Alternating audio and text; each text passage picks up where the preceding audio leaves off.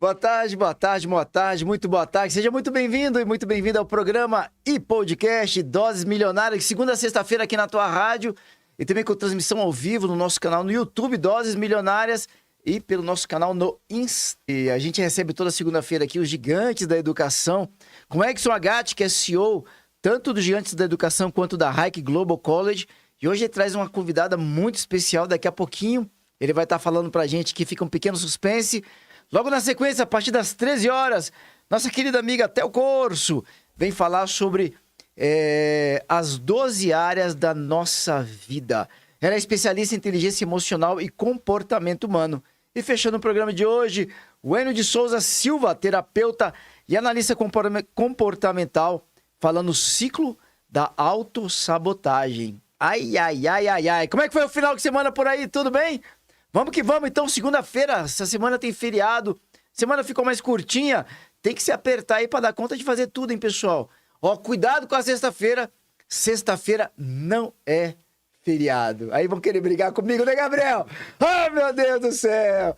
Senhoras e senhores, como toda segunda-feira, uma alegria, um privilégio, a gente poder falar de uma ferramenta, um instrumento, que a gente sabe que a grande, talvez, a melhor forma de nós transformarmos e melhorarmos o nosso país, a nossa cidade, o teu bairro, até a tua casa.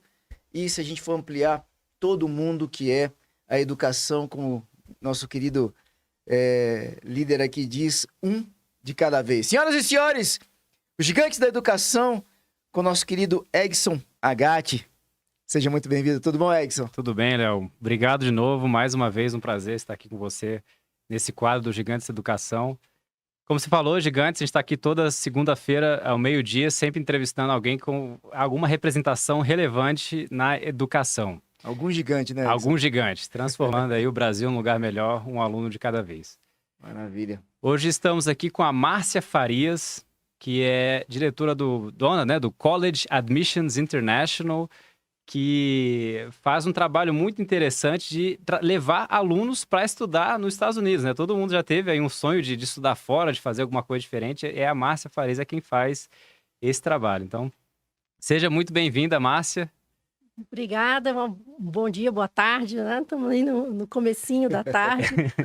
Hoje é feriado, é Labor Day nos Estados Unidos, amanhã começam as aulas, recomeçam as aulas, é o começo do ano letivo. Então, a corrida começou. Quem está aqui no Brasil se preparando para estudar fora, sabe que amanhã vai ter uma competição realmente internacional, porque os alunos já estão se preparando há alguns meses e amanhã voltam à escola, conseguem falar com os professores e dar movimento em tudo que estava sendo preparado, né? Hoje é Labor Day é o dia do trabalho. Ah, olha só. E o nome é Labor? Labor. Ah, tá ok. Labor Day, ok. E aqui eu tô assim, até um pouco fora, né, da vestimenta correta, porque tecnicamente, teoricamente, pela tradição, você não deve usar branco depois de Labor Day, né? E muito menos linho, né? O tempo começa a esfriar. Então a ideia é que depois do Labor Day você volta a colocar sua jaquetinha de tweed, né? Alguma coisa mais elegante, começou o outono. Isso são tradições, né? Que se perdem um pouquinho ao longo do tempo. É uma tradição americana, isso? Quando as pessoas veraneavam. Ainda veraneiam, depende de onde você mora. Do verão. É uma despedida do verão, acabou. Legal. Acabou. Começa geralmente ali volta de Memorial Day, o pico de July 4th, né, que é a independência, e todo mundo tá do lado de fora, fazendo churrasco, Quando você comendo falou hot de competição, que competição é essa que começa agora depois do Labor Day? Então, a corrida para admissões em universidades nos Estados Unidos. Na mesma época acontece também o processo de admissão para outras universidades fora dos Estados Unidos, né? Como Canadá, Europa. Então, geralmente, hemisfério norte, o ano escolar é de agosto, setembro, até maio, junho, começo de julho. E no hemisfério sul é muito parecido aqui com, por exemplo, Austrália, Nova Zelândia, o calendário escolar é muito parecido com o nosso, que é idêntico ao calendário anual, né? De janeiro a dezembro, mais ou menos. Então, para quem está querendo estudar nos Estados Unidos, tem que começar a aplicar agora para começar a estudar lá para fevereiro, janeiro já, né? Porque lá não tem. Não Na tem feriado. verdade, 1º de agosto, que é o meu aniversário, é uma data muito importante no mundo da educação internacional. E eu fico até um pouco na expectativa dessa data e acabo esquecendo um pouco que é o meu aniversário. Quando abre o Common App. Common App ou Common Application é uma plataforma por meio da qual os estudantes aplicam para várias universidades ao mesmo tempo. Então, você pode aplicar para até 20 universidades em vários países do mundo, não é só nos Estados Unidos, por meio dessa plataforma. Ela é centrada mais nos Estados Unidos, mas tem universidades no Canadá, no Reino Unido, que também participam dessa plataforma. 1º de agosto abre também a plataforma de aplicação para outras universidades, como, por exemplo, a Universidade da Califórnia, que é um mundo, né? Também abre dia 1º de agosto. Mas agora os estudantes americanos estão voltando às aulas. Mas desde 1º de agosto já poderiam começar a fazer a aplicação. E lá é mais comum as universidades começarem no fall, né? Que é o outono, começa ali em agosto, mais ou menos agora, setembro, na época que a gente está. E as aplicações que você está dizendo agora são para começar na primavera dos Estados Unidos ou são para começar no Em grande parte no meio do ano, assim, agosto, setembro de 2024. Então a gente tem que aplicar com 1 ano de antecedência, então, para fazer a admissão lá nos Estados Unidos. Sim, os primeiros deadlines, né? As primeiras datas de corte são uma grande data é 1º de novembro, em que você pode aplicar para muitas universidades sobre um determinado programa de aplicação, que é aplicar cedo. Depois disso, 15 de dezembro ou 1º de janeiro. A partir daí, há algumas outras universidades para as quais você ainda pode aplicar, mas é nesse semestre que tudo acontece. Então tem que ter bastante antecedência, né, para quem está querendo estudar fora e se preparar para mandar tudo. Sim, a ideia é que, assim, 1º de agosto é o momento que você quebra aquela fita da corrida, né, para começar. Mas para se preparar para os applications mesmo, uns 6 meses antes do dia 1º de agosto, para deixar tudo pronto. Só que tudo começa lá no comecinho do ensino médio. E para chegar no ensino médio, começa lá, né, dos 0 anos. A educação é uma constante evolução, não é? A educação formal e a educação informal também. Legal. Explica pra gente o que significa começar lá do começo, né? Quando você fala, tem que começar lá do comecinho, depois no ensino médio. Porque a educação é uma série de degraus, né? Então, quando você perde chamo de blocos, né? Então, assim, ou pode ser uma torre de cartas. Quando você perde por exemplo, 1 ano que você perdeu em matemática, isso no ano seguinte já vai ter problema, e no ano seguinte. Então, é um caminhar, é subir a escada. Então, começa desde que nós vamos para a escola, 3 anos, 2 anos. Para você se tornar 4, um aluno depende. apto para entrar numa universidade boa, lá na frente. E aqui também. E no Brasil também. Brasil, claro. Porque você, hoje em dia, você entrar numa universidade federal, você começa, né, tenta começar a ser um bom aluno o mais cedo possível.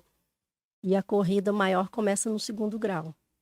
Esse application day que fala, não é isso? Uhum. Aqui no Brasil tem algo semelhante para quem é aqui do Brasil não teve contato ainda com esse processo de acesso a universidades americanas. Tem algo semelhante, porque não é o vestibular, né? Não é o Enem, também não é o PAS. Que a gente tem algumas ferramentas diferentes aqui no Brasil. Uhum. Não veria assim nada semelhante a isso, né? Não é uma prova. Então, admissions nos Estados Unidos, eles falam que é admissão holística, né? No geral, uma admissão holística. Então, vai olhar a parte acadêmica, personalidade, alguns talentos que o aluno tem, o aluno como um todo, o aplicante como um todo. Isso não é muito parecido no Brasil. A gente acha que não tem algo idêntico. ainda. Mas existem muitas universidades brasileiras que já aceitam notas que não são as do Enem, notas de alunos que estudaram em escolas internacionais. Então, notas do IB, que é um programa internacional, International Baccalaureate, que vem da Europa. E muitas escolas brasileiras já adotaram. Eu não sabia Ou o disso aí. programa APA, inclusive para Bacana. medicina, para vários cursos. A gente tem em Brasília já isso, sabe me dizer, não? Brasília, acho que não. São Paulo, interior de São Paulo. Mas é uma visão muito interessante, porque quando você trabalha sul essa do integridade, essa integralidade do ser humano, do futuro aluno dessa universidade, é tão mais amplo o processo do que só uma prova, né? Como é que é essa prova do IB? O que eu conheço é SAT, na minha época eu fiz o SAT só, não conhecia esse IB. Sim, algumas aceitam notas de SAT também, no Brasil, no mundo inteiro. Mas não é a admissão holística ainda aqui no Brasil. Elas aceitam outras provas que não Enem, né? Provas internacionais. Isso não quer dizer necessariamente que a universidade olha o aluno como um todo. Então, por isso que eu digo que acho que ainda não existe, eu posso estar errada, e é uma admissão holística. A admissão holística tem vantagens e desvantagens. A vantagem, lógico, é que você não foca só no desempenho acadêmico em sala de aula.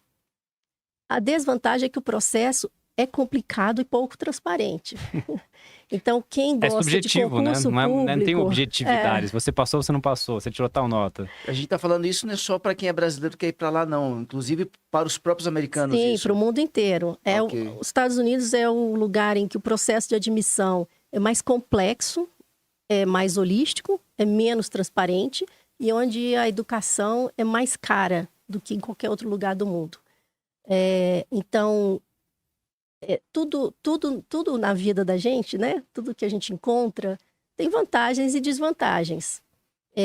O concurso público, então, o vestibular, o Enem, é uma espécie de concurso público. O concurso público tem muitas vantagens.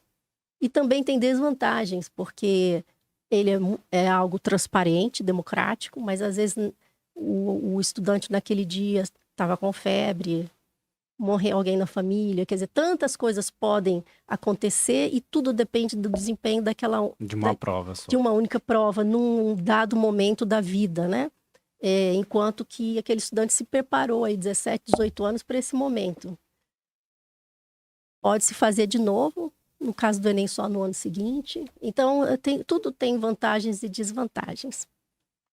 Voltando então um pouco aí para o mundo dos Estados Unidos, né? Para quem está aplicando para universidades nos Estados Unidos, agora é a hora. Quem quer entrar, quem está no terceiro ano, agora é a hora de aplicar. Tá dentro dessa visão holística que é a proposta da Universidade Americana. De vez em quando a gente vai te interromper, Márcia, só para a gente poder entender. Com prazer. A ideia é a gente se colocar na posição de quem está acompanhando aqui. E muita coisa é nova para a enorme maioria das pessoas.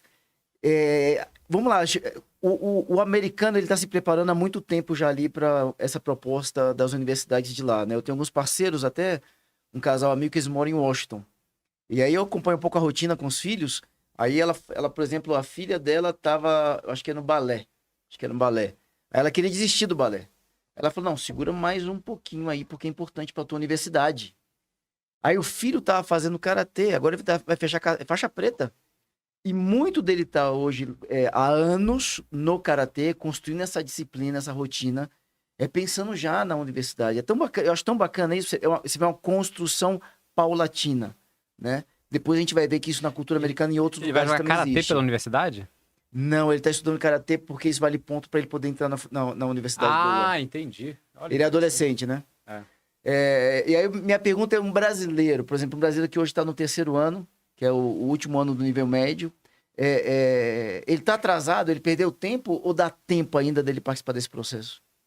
Dá tempo. O ideal é começar mais cedo. Justamente para que...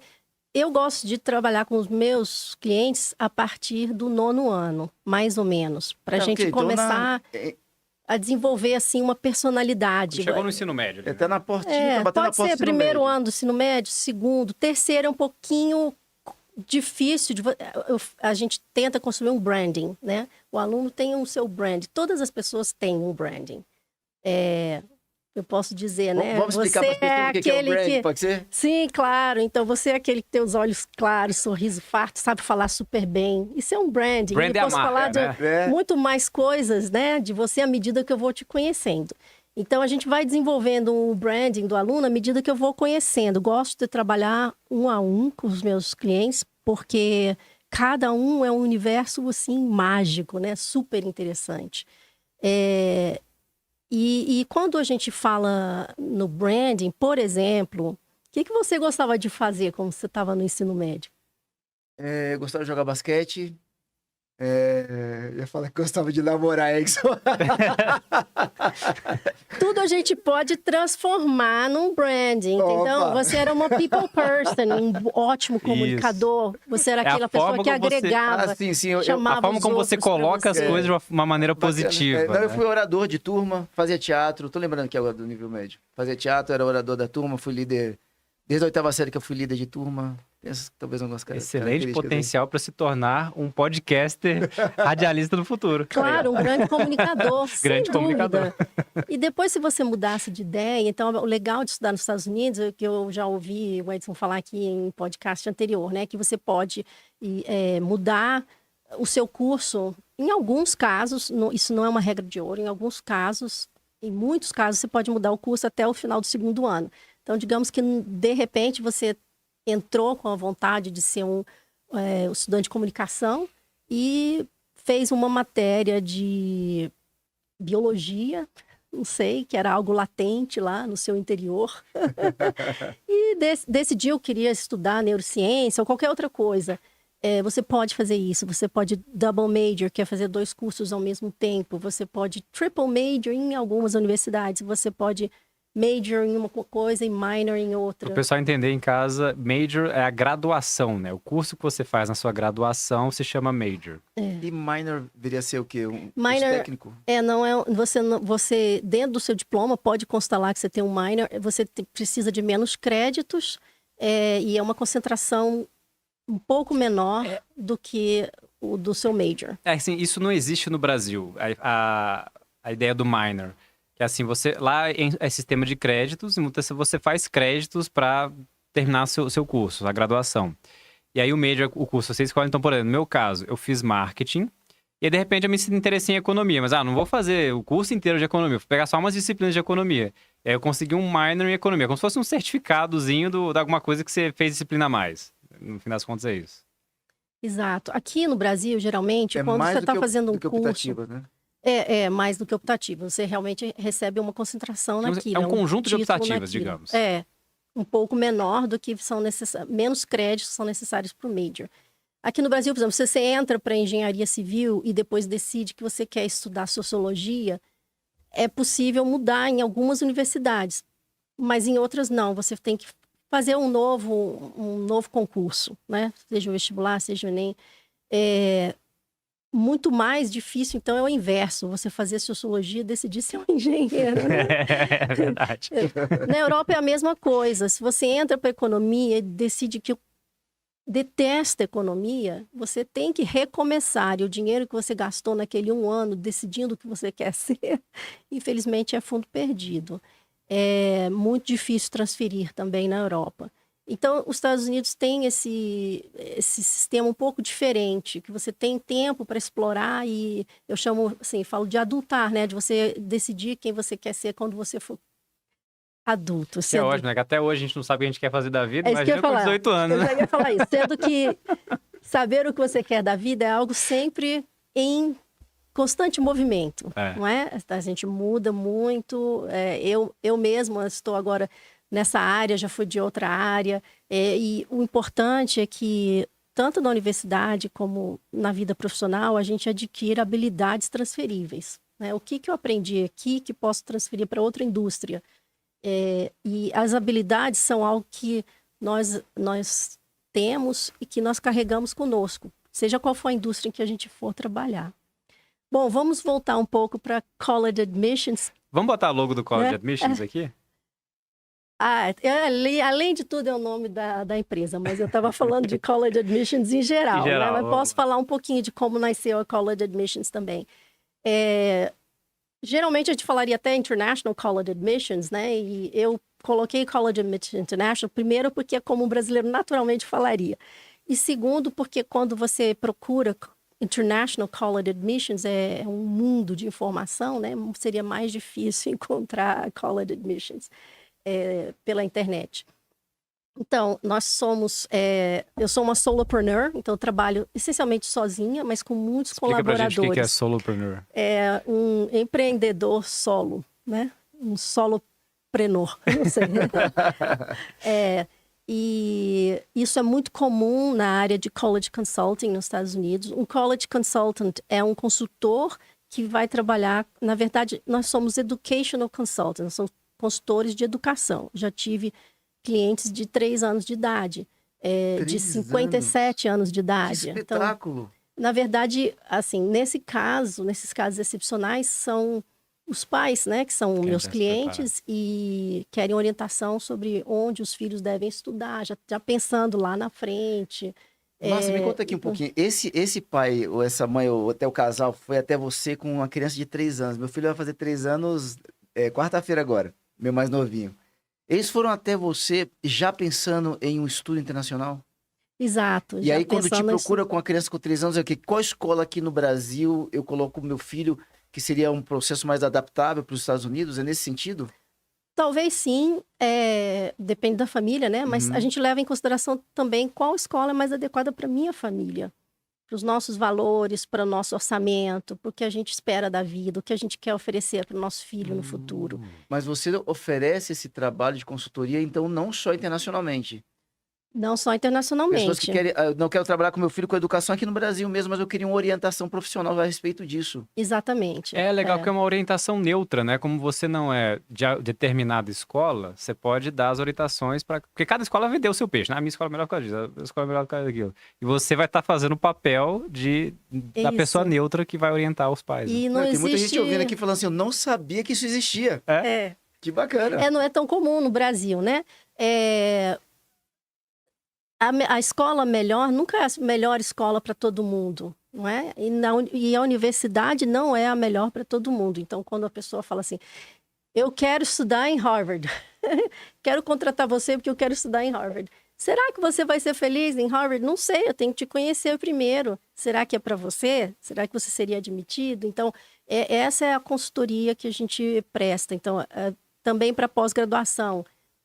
Profissionais que querem fazer a pós-graduação, em qual país melhor, qual o melhor retorno do meu investimento. Então, a gente pensar em todas essas questões. A gente trabalha muito com o que a gente chama de fit, né? Que é a adequação.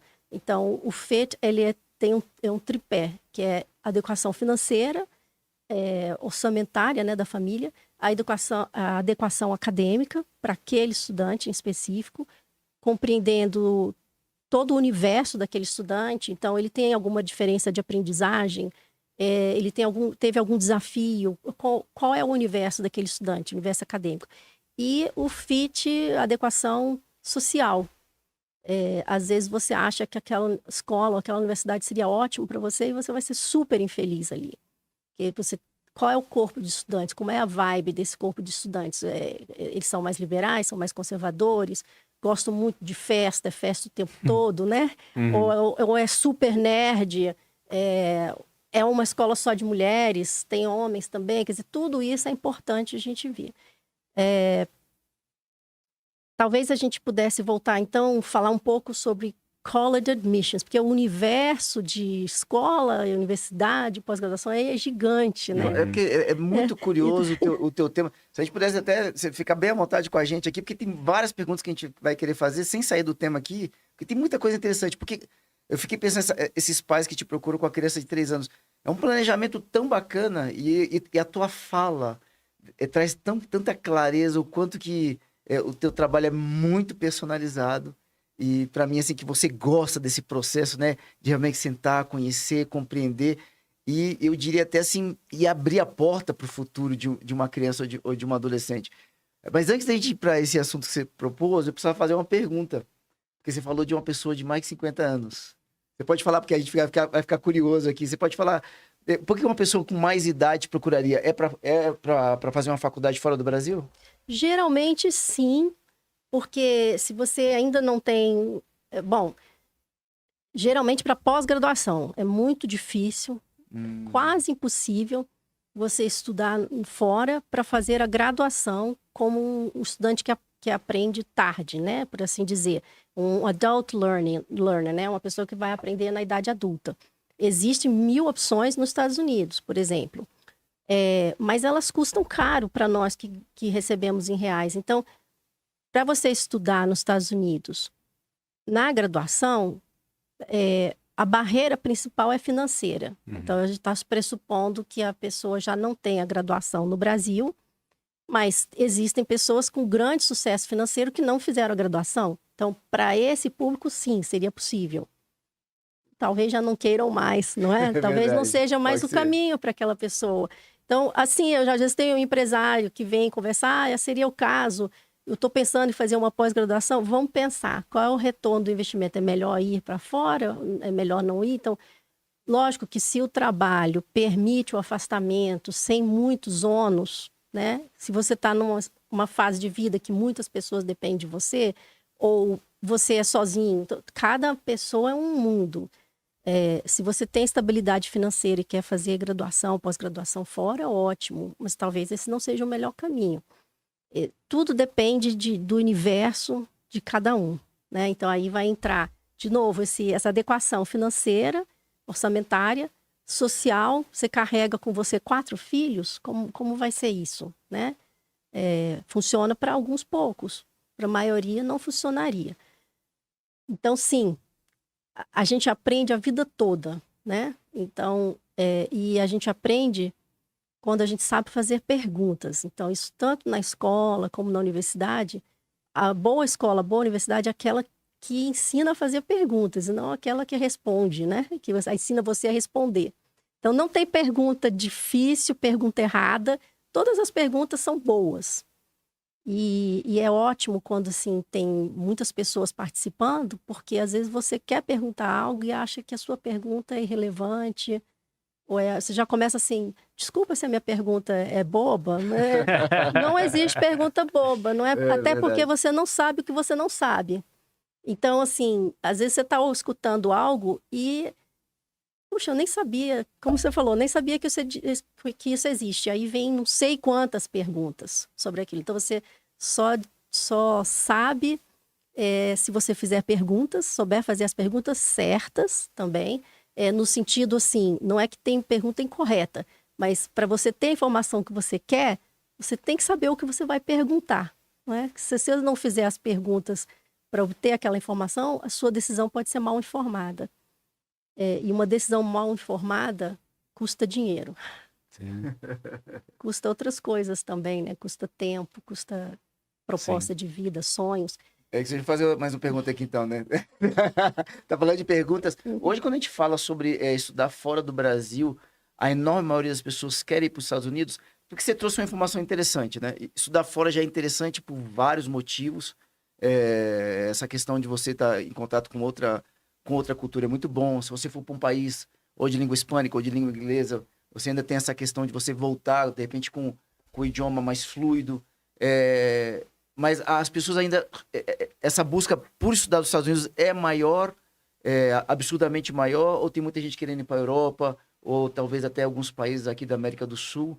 Até te perguntando, porque como existe muito essa evasão de estudantes, até para fazer cursos da área de saúde, como é que está isso hoje, hein? A procura maior ainda para quem sempre sonhou estudar fora, a procura maior geralmente costuma ser para os Estados Unidos.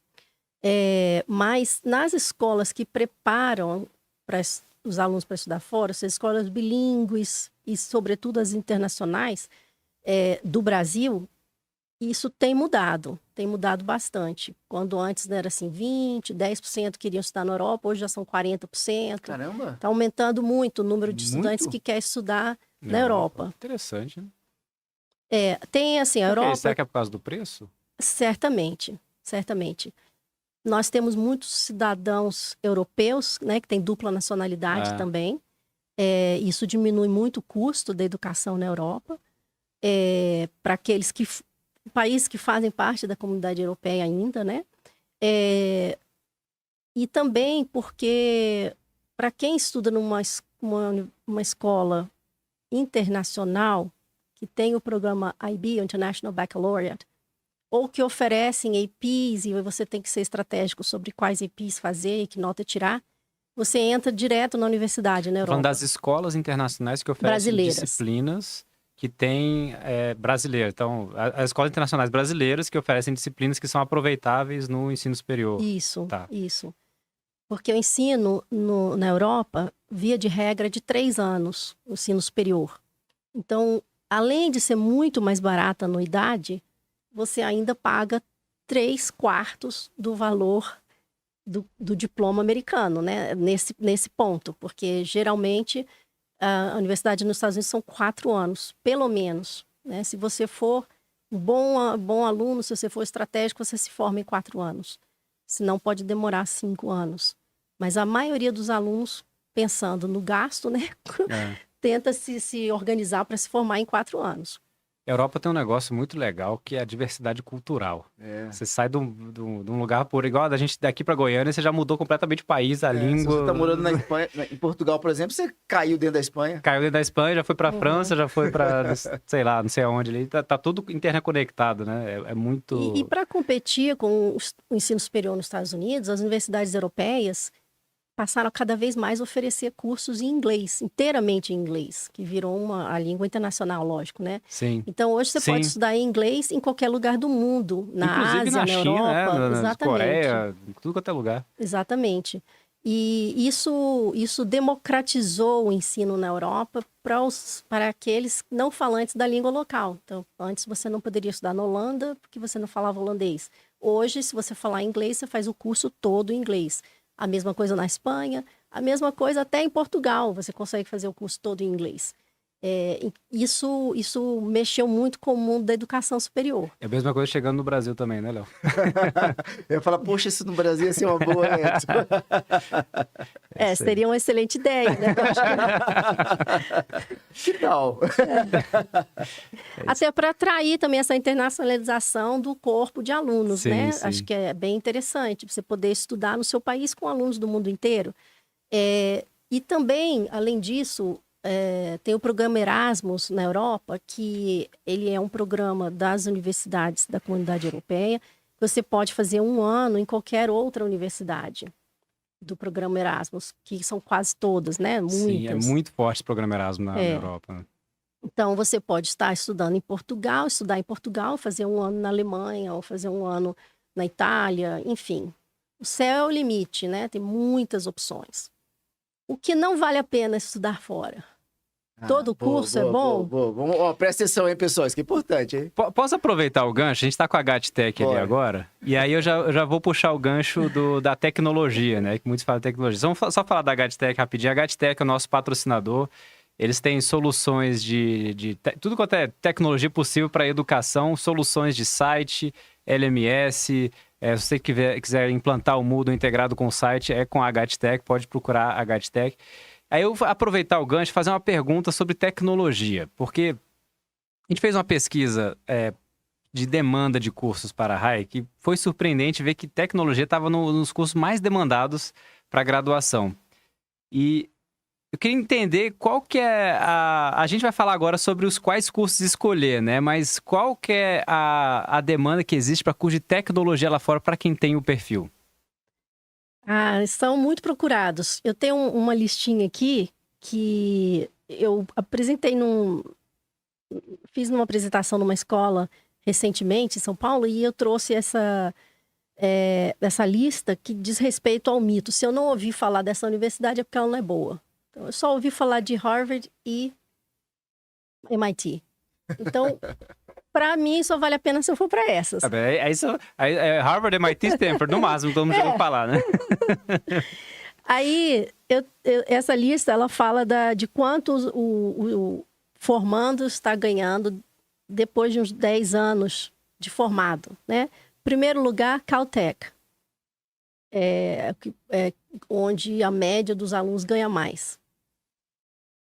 Caltech é tecnologia, né? Isso, na Califórnia, né? Segundo lugar, MIT. Tecnologia.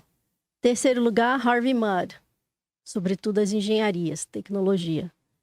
Bentley University. Eu nunca ouvi falar da Bentley University. Vocês têm que look it up, dá uma olhada, procura. Business, só business. Quinto... Isso as profissões que mais ganham dinheiro? É um estudo, né? 10 anos depois de formado, quem está ganhando mais dinheiro formando dessas universidades. Então, depois de 10 anos. Tá, então, o que a gente deduz, pelo menos desses primeiros 4? Que as áreas de tecnologia ainda são as que pagam mais. Então, a média desses alunos está ganhando mais porque nessas universidades a maioria estudou nas áreas de STEM, né? Ou pelo menos dentro da visão de... Porque se a gente for falar de carreira, 10 anos é pouco tempo. Ou pelo menos no curto prazo, eles alcançam um nível salarial, diria assim, de repente, do topo mais rápido. Exatamente. 30 e pouquinhos anos, né? Exatamente. Ciência, tecnologia, engenharias e matemática. Nós temos aqui a Universidade da Pensilvânia, que é uma Ivy League School, né? A Penn. Carnegie Mellon, forte a tecnologia. E o 7º lugar, na frente de Stanford, atenção, Stevens Institute of Technology. Alguém conhece? Eu nunca ouvi falar. Eu tô esperando Harvard aqui, gente. Então, tecnologia, inclusive... Porque Harvard não é famosa por tecnologia, né? Não, é o foco deles. Harvard não está nessa lista. Stevens Institute of Technology, inclusive, a última vez que eu visitei, o profissional de admissões falou, a gente não está recebendo ninguém da América Latina. Olha só. Que o Brasil não está aplicando. Se eu não isso, conheço, né, não é boa, não é? Para quem estiver escutando a gente aí, ó, que boa oportunidade. Forte população de alunos indianos, da Ásia em geral, chineses, da Ásia em geral. Fica em Hoboken, do outro lado do Rio, de Manhattan. É qual estado? Nova York, tá. É uma parada dentro do metrô. Na cidade de Nova York? Em Hoboken, que é New Jersey. Tá, na fronteira de Nova York, tá. Isso. Uma parada do World Trade Center. Então, assim, super tranquilo. Ali, então. Passa por baixo do Rio e já sai lá. Em Nova York. O World Trade Center eram as Torres Gêmeas, né, gente? Sim, onde é o monumento, perdão. O monumento onde eram as Torres Gêmeas. Downtown Manhattan ali. Enfim, na frente de Stanford. Então, o papel do consultor educacional também, que nessa fase de college applications, é você explorar o mundo, né? Então, não necessariamente sua lista vai ser só Estados Unidos, não vai ser só universidade conhecida, não vai ser só a universidade que rejeita quase todo mundo. Então, se você pensar numa universidade, algumas aqui da lista vão aceitar 3% dos estudantes que aplicam, isso quer dizer que no mundo inteiro, 97 de 100 vão ser rejeitados. Então, esse é outro mito. Se eu aplicar para todas as universidades altamente rejeitivas, highly rejected, eu vou entrar em alguma. Eu vou aplicar para todas, vou atirar para todo lado. Alguma coisa vai dar certo? Não. Não é bem assim. Não, 99% das vezes não. Existe alguma linha... Vou dar um passo para trás aqui, porque eu preciso me atualizar como é que tá essas admissões. Na minha época existia o SAT, que é uma prova de inglês e matemática só que você fazia. Uhum. E era uma prova... Era mais corrida do que difícil. Você tinha que fazer um determinado tempo lá e não dava tempo de fazer a prova toda, né? Você queria ver quanto tempo você conseguia resolver a prova. E aí você falou do IB também. É uma outra prova que é parecida com o SAT? É só inglês e matemática? Como é que funciona Então, o isso? IB é um programa escolar que no final você faz uma prova, você vai fazendo provas durante os 2 últimos anos, o diploma, né, de IB, 2 últimos anos da escola, e no final você faz uma prova. Não é um programa de admissão, é um programa escolar, como o AP. Mas aí as universidades aceitam o IB em vez do SAT? Não necessariamente. Além do Então, SAT. as universidades, assim, da sua época para hoje, muitas viraram test optional, ou seja, você não precisa mostrar notas de SAT. Ou ACT, que é a prova opcional, né, ao SAT. Outras nunca mudaram isso. Isso mudou... Algumas já tinham mudado para virar test optional há muitos anos atrás. E a grande maioria passou a ser test optional durante a pandemia. Para democratizar o ensino, porque é mais difícil, quanto mais você luta financeiramente para estudar, mais difícil é fazer essas provas. E segundo, por causa dos alunos chineses, que a China fechou e a China é um mercado primordial. Mais leva aluno. É muito valoroso. E eles são bons, viu, aquele pessoal? E trazem muito dinheiro, né? Então, assim, todas as universidades são businesses, né? Lógico, com fins lucrativos ou não, são businesses. Então, você tem que pensar como é que está o nosso orçamento, né? E os alunos internacionais trazem essa possibilidade de incrementar um pouquinho o orçamento.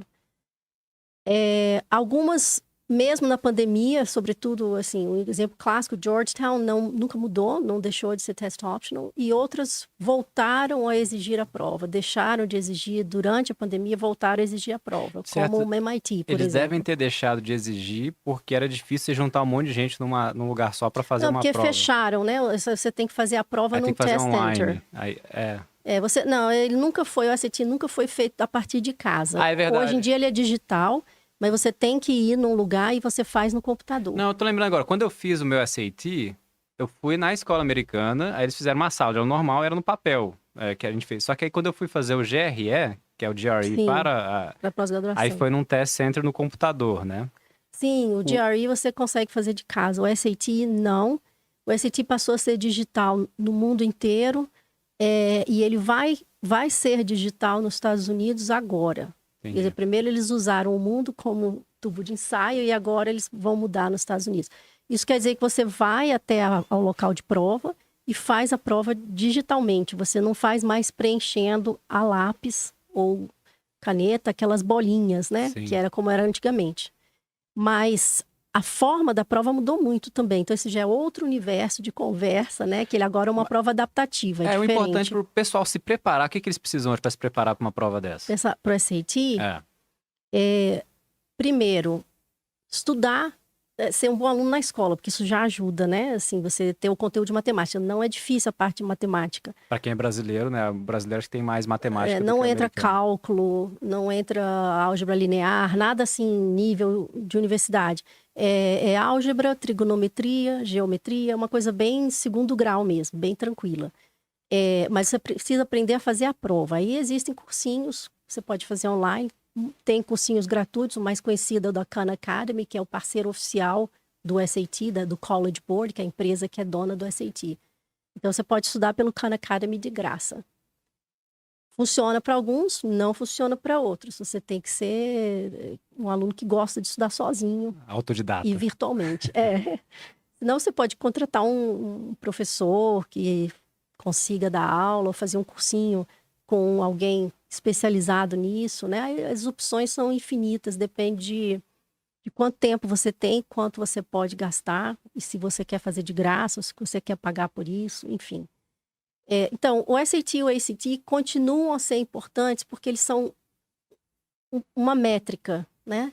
Então, quando você olha o histórico escolar, então, o que é importante para entrar na universidade? Em primeiro lugar, as notas na escola. As notas e as matérias, né? O que você estudou e quanto você tirou. Mas eu não estudei em uma escola internacional. Pouco importa. Você tem que ser o melhor do seu mundo. Então, não importa se você está numa escola pública, no interior de Minas, ou se você estuda na melhor escola internacional da cidade de São Paulo. Você tem que ser o melhor do seu mundo. Segundo lugar, se você tiver notas.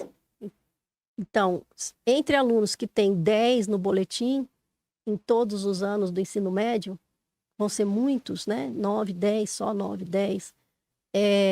Aquele que também apresentou uma nota de SAT competitiva para aquela universidade tem um diferencial a mais. Então, isso já é um pontinho de desempate. Não é nenhuma... nada certo. Né? Não existe nada certo em college admissions. Ele apresentou SAT, não entrou, o outro não apresentou e entrou. Não existe nada certo. Mas tem um grau ponto de subjetividade do avaliador. Sim, é holística, né? Nós vamos ver o aluno como um todo. Depois disso, as suas atividades extracurriculares. Aí entra o exemplo que você tinha dado. Mas não precisa ser isso. Digamos que desde pequeno você colecionou selos ou borboletas. Sei lá, ou que você gosta de montar e desmontar carrinho. ou que você já montou, sei lá, desmontou um motor de carro, seja o que for. Algo que você faz bem e você faz continuadamente. Não é querer fazer tudo. Você tem que ter, nesse ponto, você tem que ser focado. Você tem que fazer uma ou duas coisas bem. Hoje em dia. Antigamente, na década de 70, ainda tinha essa visão nos Estados Unidos que você era um aluno well-rounded, né? Que você sabia de tudo um pouco. Hoje não. Eles querem montar uma turma que saiba de tudo um pouco. E aí, cada peça do quebra-cabeça tem o seu nicho, né? Cada um no seu quadrado. Então, tem aquele aluno que é poeta, né? Ele gosta de literatura de cordel. Eu sei escrever isso aí. Nem todo mundo sabe. Então, você tem que ser bom no que você faz. Em quarto lugar, as cartas de recomendação que ficam junto com as atividades extracurriculares, mais ou menos. O que são as cartas de recomendação? Algumas universidades aceitam cartas de recomendação dos professores. Todas vão pedir uma carta do orientador escolar. Essa posição existe em algumas escolas com nomes diferentes. Em inglês, ela é School Counselor. Nas escolas que estão se internacionalizando no Brasil, existem muitas agora em Brasília, né, e no Brasil todo, que são as escolas bilíngues, que ensinam um pouco do currículo inglês, mesmo que não sejam escolas internacionais. Já existe esse nome, School Counselor. Então, assim, primeiro mandamento da minha consultoria, a primeira conversa que eu tenho com o aluno é: essa pessoa é seu melhor amigo. Então, nunca me contratem para falar mal do orientador da escola, ou para que a gente passe por cima, ou o jeitinho por volta. Não, o orientador da escola é a sua melhor amizade nesse processo. Então, o ideal é trabalhar junto com o orientador e não escondido dele ou por cima dele, né, ou dela, enfim. Então, esses são os componentes, assim, mais significativos. Aí existem coisinhas. Em algumas universidades, todo mundo hoje trabalha com a inteligência artificial, lógico, né? E algumas universidades dão muita ou alguma importância para o seu interesse nelas. Então, é relacional a admissão nos Estados Unidos. Além de ser holística, é relacional. Se eu estou interessado em você e você está interessado em mim.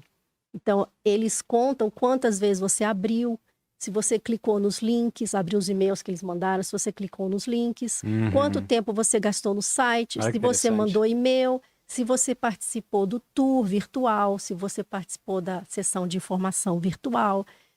Se de repente você conseguiu fazer uma visita pessoalmente, então lógico que a distância aí é levada em consideração, né? Enfim, como você interage com a gente? Porque eles têm todo um sistema de controle de admissões e da reputação. Para você ser uma universidade altamente competitiva, do ponto de vista só numérico, você tem muitos aplicantes e poucas admissões. Aí o seu percentual abaixa, não é? Então, você quer que os seus aplicantes realmente te queiram. Você não quer que seja uma massa de pessoas que vai aplicar e que não vai escolher você. Porque isso chama-se yield. Yield é quantos dos que aplicam matriculam-se. Então, tudo isso é verificado. E o profissional de admissões, ele tem um software, né, o Squire, que ele vê direitinho lá exatamente a data e a hora que o aluno interagiu, quanto tempo ele interagiu, se ele respondeu, como ele respondeu.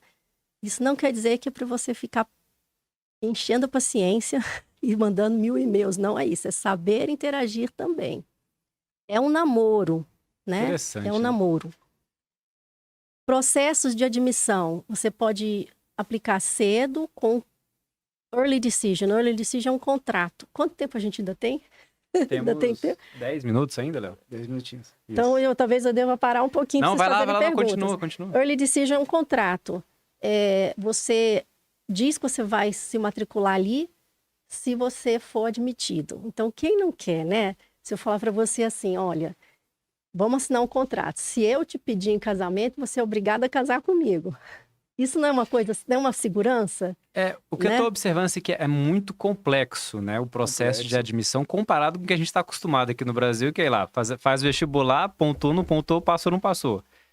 O processo aqui nos Estados Unidos é muito complexo e por isso que existe essa consultoria, né? Essa necessidade de uma orientação profissional que sabe disso, como a Exato. Márcia. E para quem quer aplicar fora, quer dizer, além de você dominar tudo isso, você ainda tem que saber como aplicar para outras universidades fora, que aí, né, na Inglaterra tem uma plataforma, que é a UCAS, você tem que saber manejar essa plataforma. Na Holanda, o StudyLink, que é outra plataforma. Enfim, é um mundo, né? E nem todo mundo tem tempo, disposição ou vontade de aprender isso, porque é muito detalhe. É difícil. A gente esteve falando até agora do processo de estudar fora, como é que a pessoa tem que se preparar para estudar fora. Mas a gente estava tomando como dado que é interessante para a pessoa estudar fora.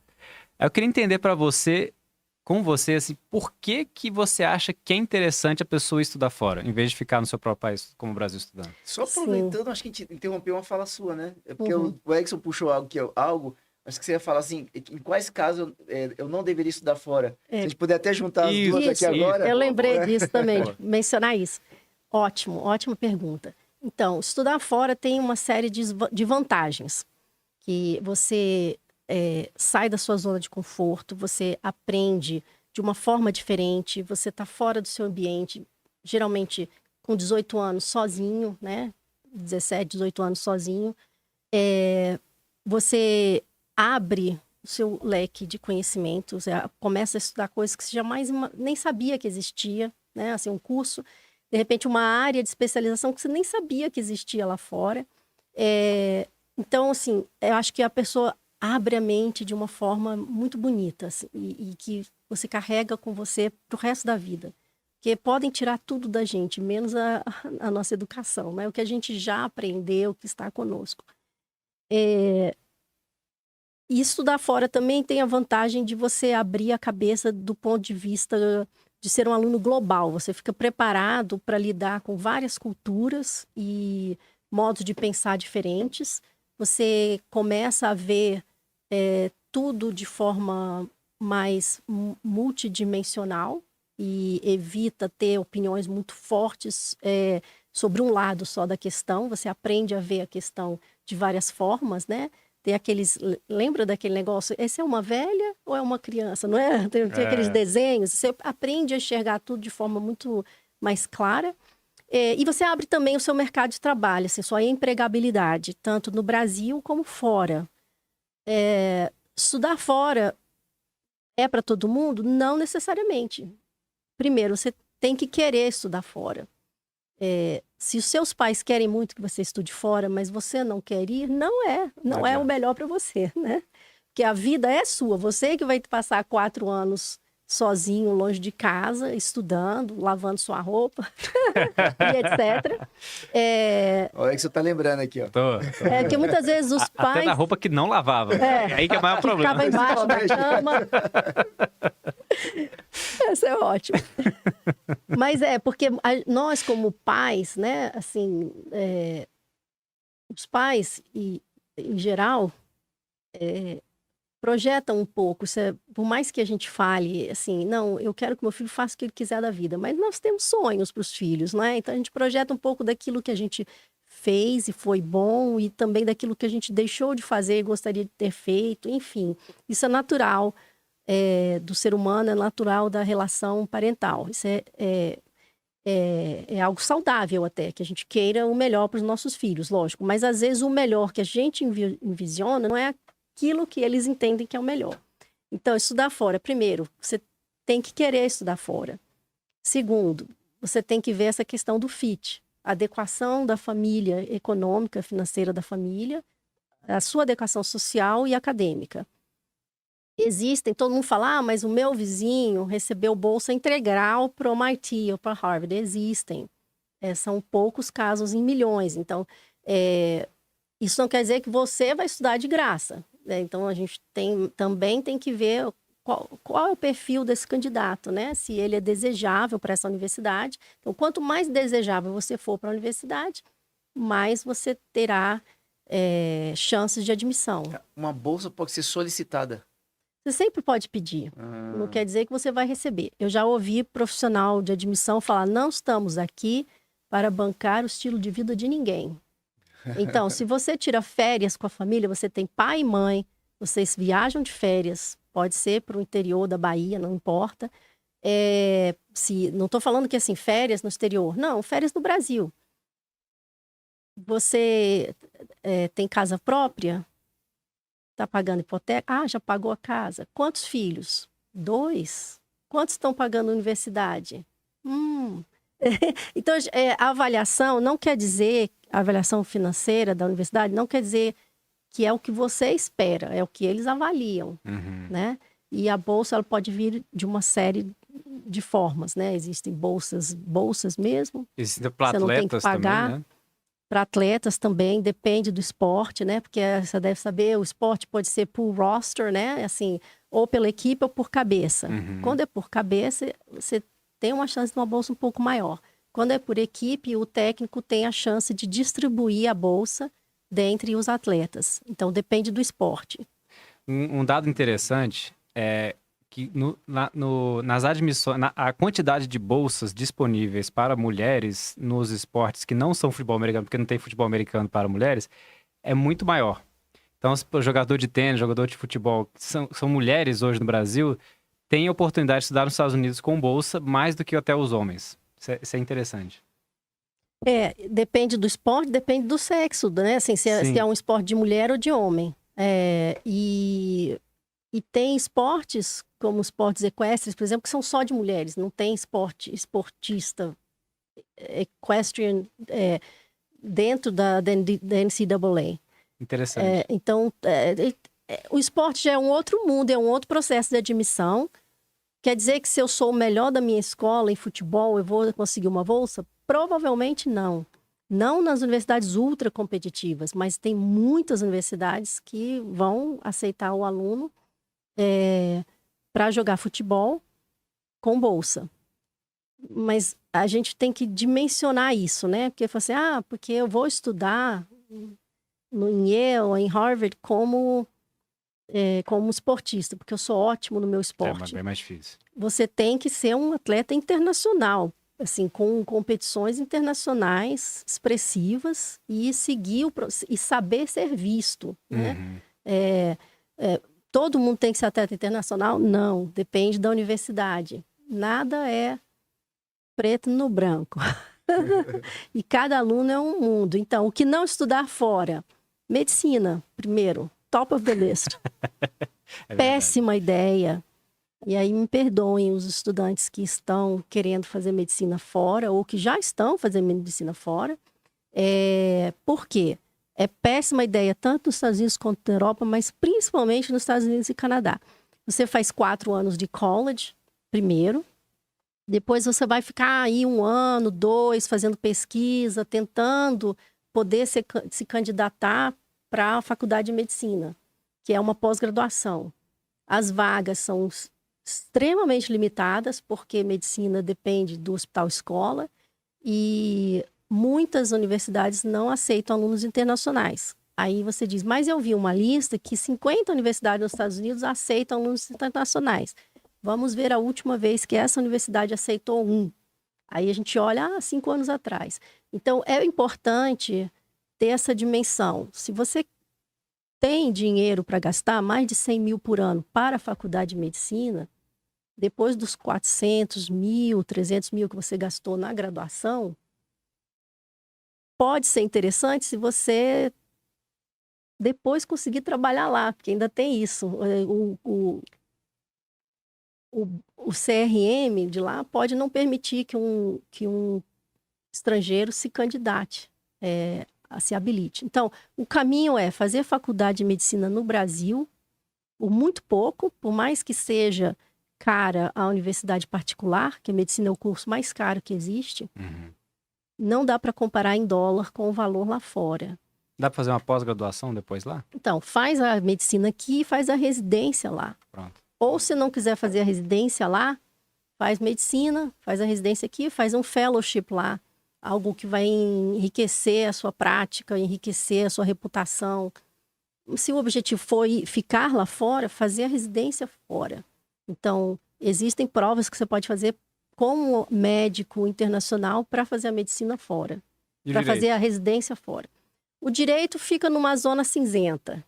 Vale a pena se você tem dinheiro, que é muito mais fácil trabalhar como advogado nos Estados Unidos, sem ser cidadão ou residente permanente, que é quem tem green card, né?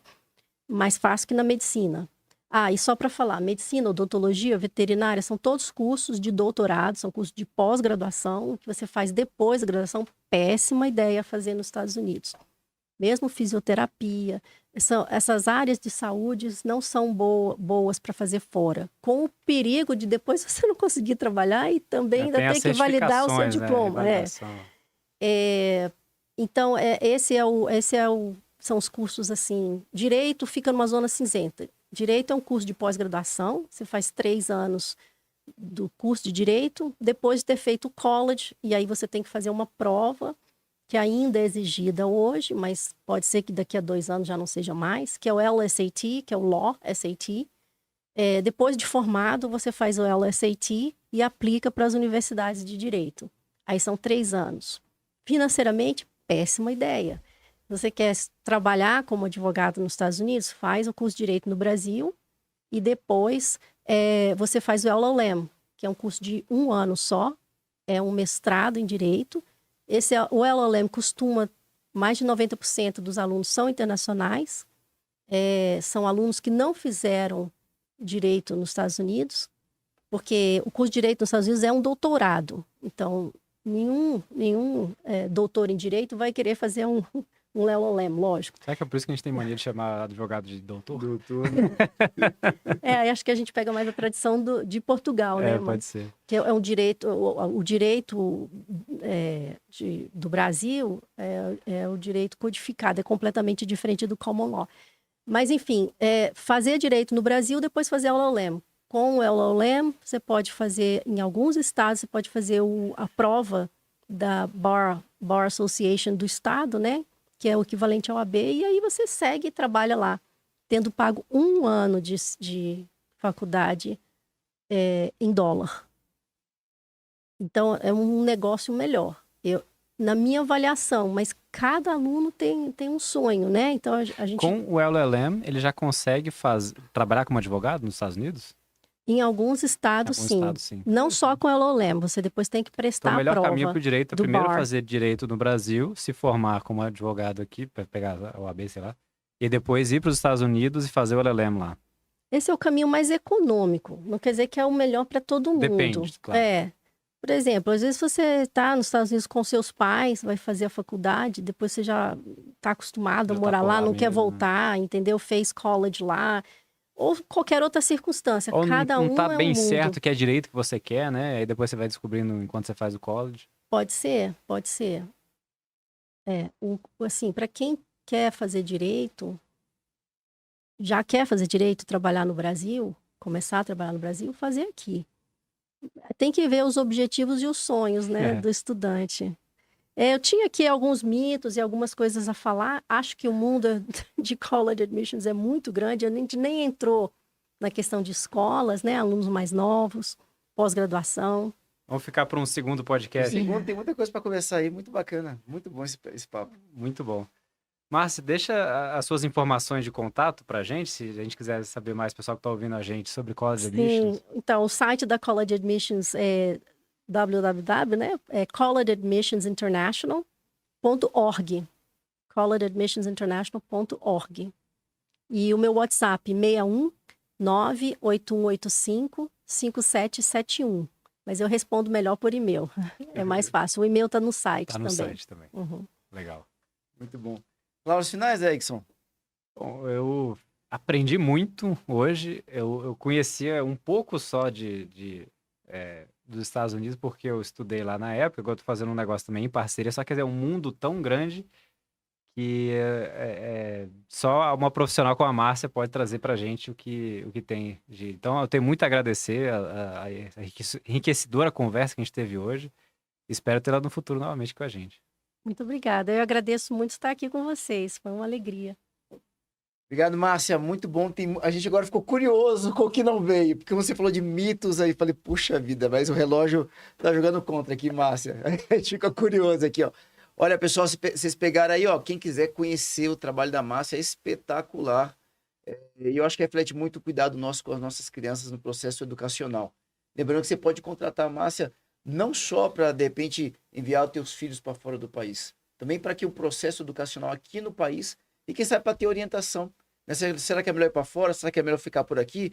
Quem sabe Europa? Quem sabe, né, um país, de repente, ali na Austrália, Nova Zelândia, ou eu vou mesmo para o Canadá, Estados Unidos. Mas tem muita coisa para conversar. Então, fica ligado, entre em contato com ela, fala com ela. Obrigado, viu, Márcia? Muito obrigada. Volte mais vezes, por favor. Edson Agatti, valeu, mano velho. Quem quiser ter mais informações sobre os Gigantes da Educação, como é que faz? Siga a gente no Instagram, Gigantes da Educação, estamos lá. E também no YouTube e no Spotify. Todos os vídeos que a gente grava aqui com Doses das Milionárias fica lá disponível para vocês verem a hora que quiserem. Bom demais. Entra lá, pessoal. Gigantes da Educação.